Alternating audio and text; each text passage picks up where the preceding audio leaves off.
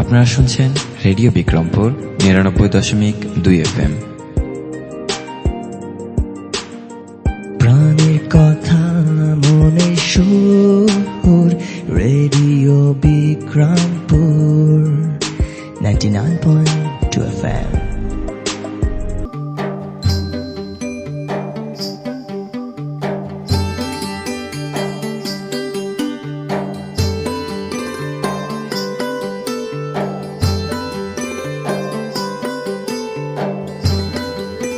বিশ্বে যা কিছু মহান সৃষ্টি চিরকল্যাণকর, অর্ধেক তার করিয়াছে নারী, অর্ধেক তার নর। সুপ্রিয় শ্রোতা, সবাইকে প্রীতি ও শুভেচ্ছা জানিয়ে শুরু করছি নারীর ক্ষমতায়ন, মত প্রকাশের স্বাধীনতা ও অধিকার আদায় করণীয় বিষয়ক রেডিও ম্যাগাজিন অনুষ্ঠান অপরাজিতা। আজ শুনবেন অনুষ্ঠানের ৭ম পর্ব। আমাদের এবারের বিষয় নারীর ক্ষমতায়নে নারীদের স্বাবলম্বী হওয়ার প্রয়োজনীয়তা। পুরো অনুষ্ঠান জুড়ে আপনাদের সাথে থাকবো আমি সাদিয়া। প্রিয় শ্রোতা, আপনারা শুনছেন রেডিও বিক্রমপুর ৯৯.২ FM। অনুষ্ঠানটি আম্বালা ফাউন্ডেশনের সহায়তায় নির্মিত এবং অনুষ্ঠানটি প্রচার করছে রেডিও বিক্রমপুর ৯৯.২ FM। আমরা আমাদের অনুষ্ঠানের মাধ্যমে চেষ্টা করব নারীর ক্ষমতায়ন, মত প্রকাশের স্বাধীনতা ও অধিকার আদায় করণীয় সম্পর্কে আলোচনা করে স্থানীয় পর্যায়ে জনসচেতনতা বাড়ানোর। সৃষ্টি থেকে শেষ অবধির কেন্দ্রে রয়েছে নারী। হাজার রূপ একটি নারী, যেন রহস্যের ভাণ্ডারী। কখনো মা, বোন বা প্রিয়তমা, স্ত্রী, তাদের জন্যই সুন্দর ধরনী স্রষ্টার করিগরি। নারী স্রষ্টার এক বিস্ময়কর সৃষ্টি। যদিও নর ও নারী এই দুয়ের মিলিত রূপই সুন্দর ও সাফল্যময় এক পৃথিবী।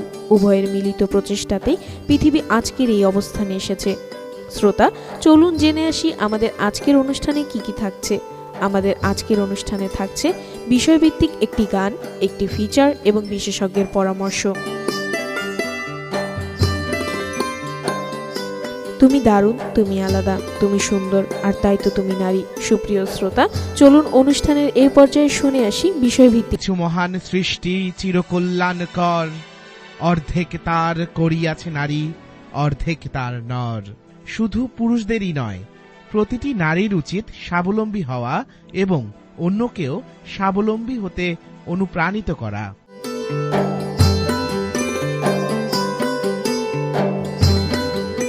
তুমি দারুণ, তুমি আলাদা, তুমি সুন্দর, আর তাই তো তুমি নারী। সুপ্রিয় শ্রোতা, চলুন অনুষ্ঠানের এই পর্যায়ে শুনে আসি একটি ফিচার। সন্তানদের স্কুলে আনা নেওয়ার মাঝের সময়টা অনেক মাকেই বাইরে বসে গল্প আড্ডায় সময় কাটাতে দেখা যায়, কিন্তু আফরোজা খানম মিলির এভাবে সময় নষ্ট করতে ভালো লাগতো না। কিছু একটা করার তাগিদ তাকে তাড়া করে বেড়াতো। একদিন একটি দোকানে গিয়ে কাঁথা বিক্রি করতে দেখে তার মনে হলো এমন জিনিস তিনি সহজেই তৈরি করতে পারেন, অথচ বিক্রি হচ্ছে বেশ দামে। দোকানদারকে কাঁথা সরবরাহের প্রস্তাব দিয়ে বসলে দোকানি সাথে সাথে রাজি হয়ে গেলেন।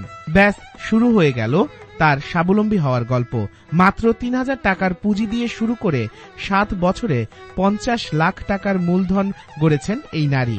বর্তমানে তিনি একটি বুটিক্স শপের মালিক। তবে যতটা সহজ মনে হচ্ছে ততটাই কঠিন ছিল তার এগিয়ে যাওয়ার পথ।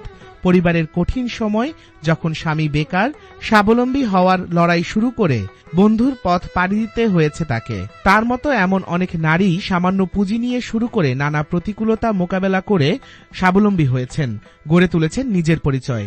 তাছাড়াও ক্ষুদ্র পুঁজি নিয়ে নিজের উপার্জন শুরু করে এখন শত শত নারীর অনুপ্রেরণা যোগাচ্ছেন। নারীর ক্ষমতায়ন বর্তমান সরকারের একটি অন্যতম পরিকল্পনা। আমাদের সমাজের প্রতিটি নারীকেই হয়ে উঠতে হবে স্বাবলম্বী, জোরদার করতে হবে নিজের কর্মসংস্থানকে। আসুন আমাদের সমাজের প্রতিটি নারীকে স্বাবলম্বী হতে সহায়তা করি, কেননা একজন স্বাবলম্বী নারী গড়ে তুলবে একটি সুন্দর সহিংসতা মুক্ত সমাজ।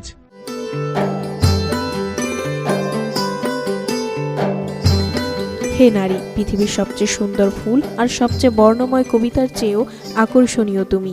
প্রিয় শ্রোতা, চলুন অনুষ্ঠানের এই পর্যায়ে শুনে আসি বিশেষজ্ঞের পরামর্শ। বর্তমান সমাজে নারীরা এগিয়ে যাচ্ছে আর স্বাবলম্বী হওয়াটা খুবই জরুরি। এ কারণে তার একটা সংসার আসলে একা পুরুষের উপরে ডিপেন্ডেন্ট হয়ে চলা মুশকিল। বর্তমান সমাজে যে আমাদের জীবনযাত্রার প্রেক্ষাপট, একটা সন্তানকে সুশিক্ষিত করতে হবে, তাকে দেখা যায় যে পুষ্টিকর খাবার দিতে হবে, ভালো পোশাক আশাক দিতে হবে। সেই ক্ষেত্রে বাবার একার উপরে অনেক প্রেশার পড়ে যায় আসলে।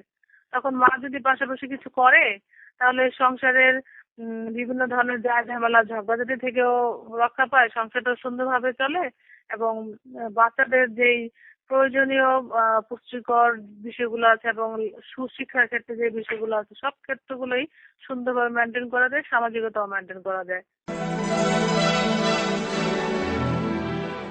শুধু নারী ক্ষমতায়নই নয়, বরং ব্যক্তি জীবনেও একটি নারীর নিজস্ব কিছু থাকা অনেক প্রয়োজন।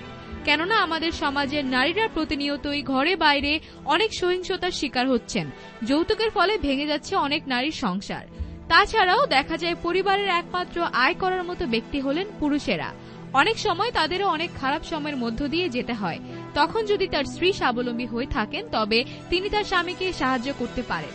নারীর ক্ষমতায়নে আমাদের সমাজের প্রতিটি নারীর স্বাবলম্বী হওয়া জরুরি। যেদিন আমাদের সমাজের প্রতিটি ঘরে একজন করে স্বাবলম্বী নারী থাকবে, সেদিন আর আমাদের দেশ নারী ক্ষমতায়নে পিছিয়ে থাকবে না।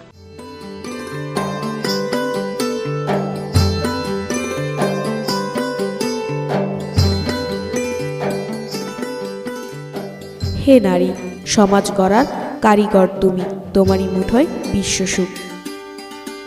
প্রিয় শ্রোতা, আমরা অনুষ্ঠানের একেবারে শেষ পর্যায়ে চলে এসেছি। এতক্ষণ আপনারা শুনলেন নারীর ক্ষমতায়ন, মত প্রকাশের স্বাধীনতা ও অধিকার আদায় করণীয় বিষয়ক রেডিও ম্যাগাজিন অনুষ্ঠান অপরাজিতা।